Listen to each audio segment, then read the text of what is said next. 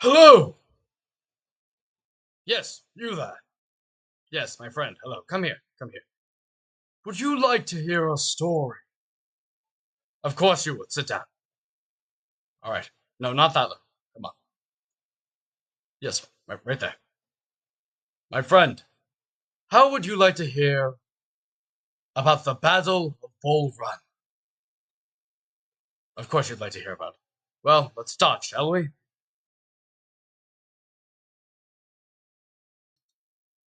You see, it all started back in 1861 when President Abe Lincoln had found out that the Confederates had a plan to make a Confederate Congress and they were having a meeting in their capital. I hate that damn Abe Lincoln.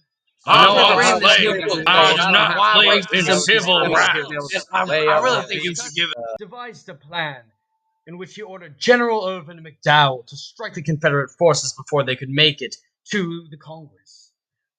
A quick fun fact: did you know that this Battle of Bull Run was actually the first full-scale battle of the Civil War? Sorry, I just thought that was interesting.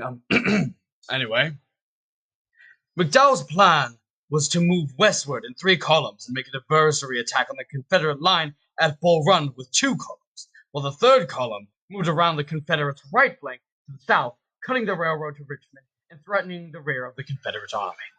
Also, the battle would occur 25 miles southwest of the capital.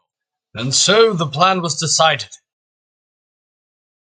The Confederate soldiers walked along happily. It seemed like they were facing very little resistance on their way to Richmond. The Confederates stopped in their groups and even rejoiced with each other. They're really just a whole bunch. In fact, things were going so well, the generals announced, Gentlemen, extra rations for everyone. However, the poor, general, his speech was interrupted by the loud fire of artillery and muskets. rather unfortunate for the general.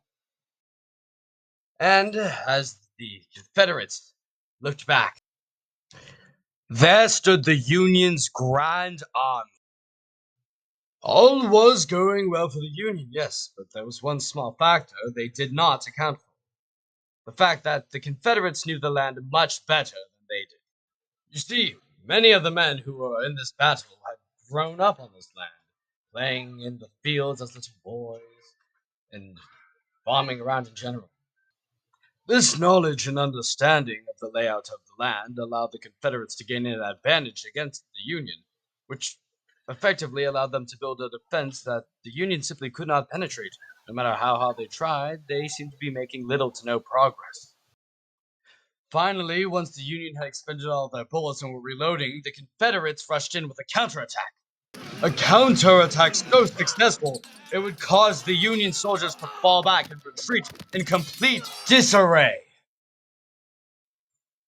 And so McDowell and his men rushed as fast as they could in the direction of Washington, D.C. Unfortunately, today would mark a victory for the Confederates. The outcome? Well, the Northerners who had expected a quick, decisive victory were sent stumbling, and it gave the Southerners quite a false hope that they could possibly pull off a. Why did I choose to talk about this? Well, to be truthful, I originally believed that Stonewall Jackson was in this story, but the Battle of Bull Run was a battle I heard about very often in my childhood, so I decided I wanted to find out a little more about it. How did this event change me? Well, I wasn't directly involved, but I never quite realized how much morale had to do with this battle.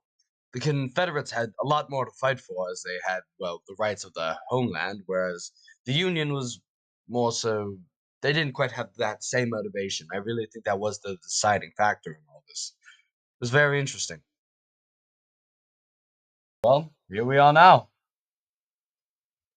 Thank you for listening, my friend. You have a good day. Goodbye.